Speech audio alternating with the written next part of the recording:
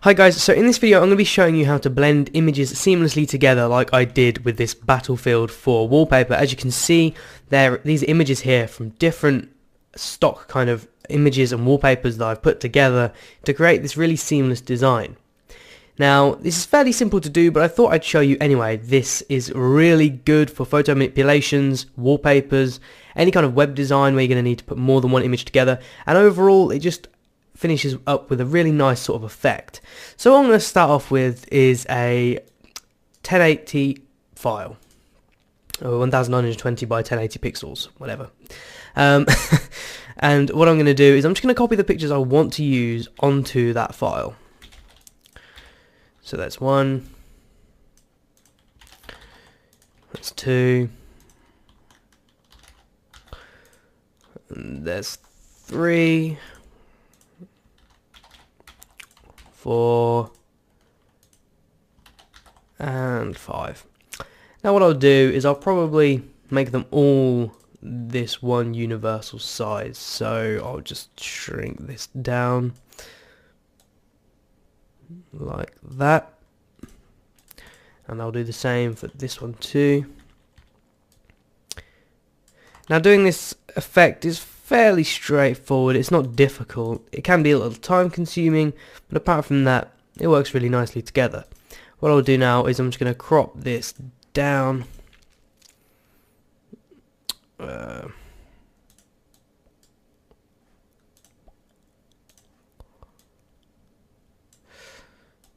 to a wider one here. Just narrow that down. Okay, so this is the file I'll be working with. I'll be sort of like a panorama, if you like. And then what I'll do is I'll just move these out to how I want them to look. I just need to cut that down a little bit more there. So what I'll do is I'll move these around for the order that I want them in. That one's a little too small. Just stretch that out a bit. Okay, so I'll probably put this one over here at the end. Have that one there.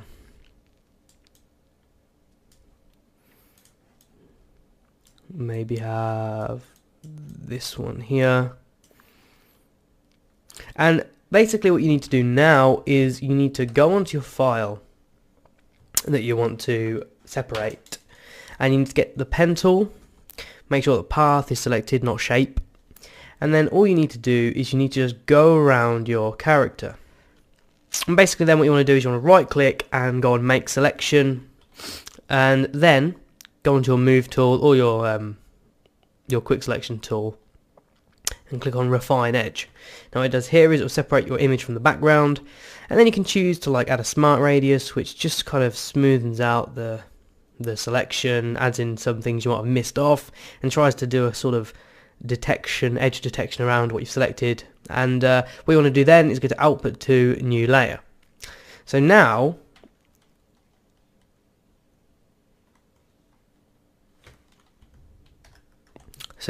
you have the new layer which you can move around. So you have this new character which you can just move around now without actually destroying the image. Now what you do then to blend it is this background layer here.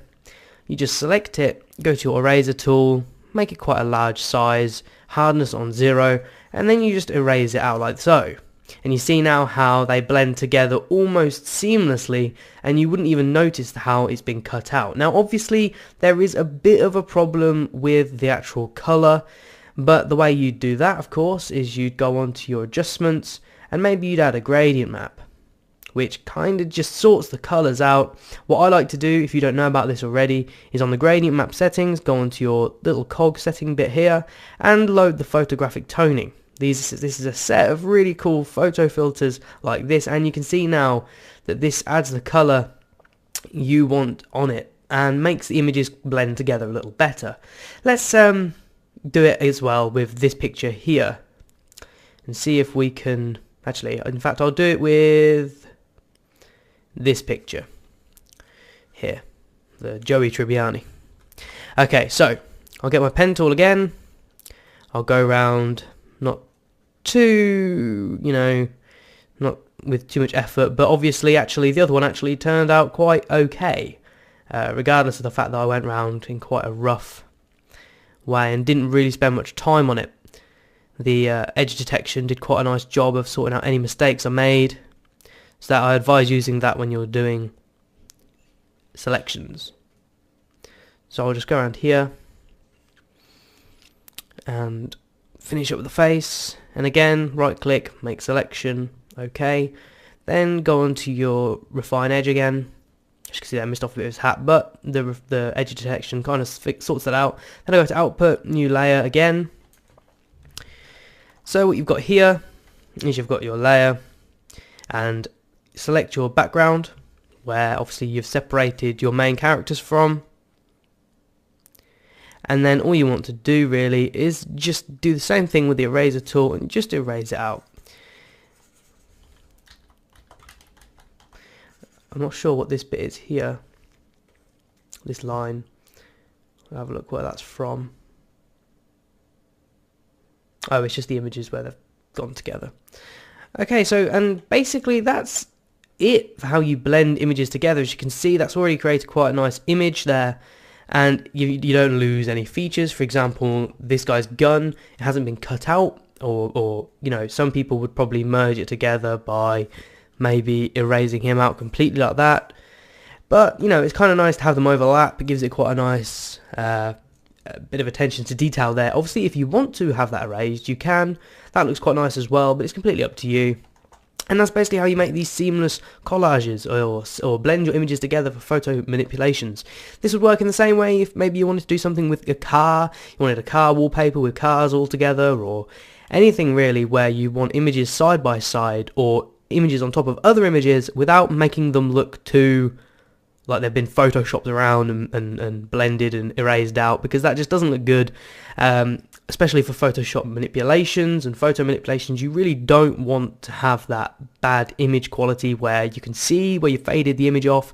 You know, it's nice to make the image a separate selection, and then you can play around with it as you wish and erase it then however you want, because then it won't really alter the underneath image.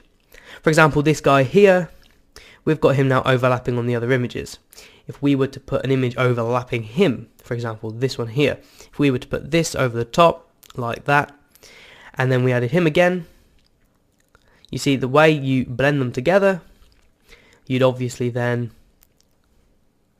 separate the guy here on the right from the background, and then you'd erase out this side here, and as you can see, the guy still stays on top, and that's how you make it look really, really nice. And that's basically it for this video. I hope it's been useful. I can understand maybe some bits might have lost you, but if that's a problem, then just go back to parts of the video and pause it and see if you can work it out on Photoshop yourself. It's not too difficult, it's quite an easy effect, but I must admit the payoff is really good. So, as I said, I hope you've enjoyed this video. Remember to subscribe for more Photoshop videos, and of course like my Facebook page, and follow me on Twitter for more updates about upcoming videos, competitions and stuff like that.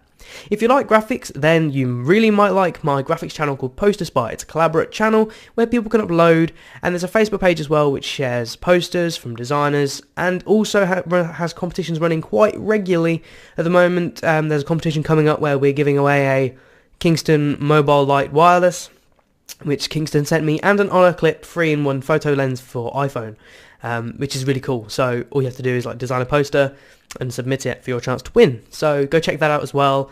I'll link those in the description, and thank you for watching, and I'll see you guys in another video soon.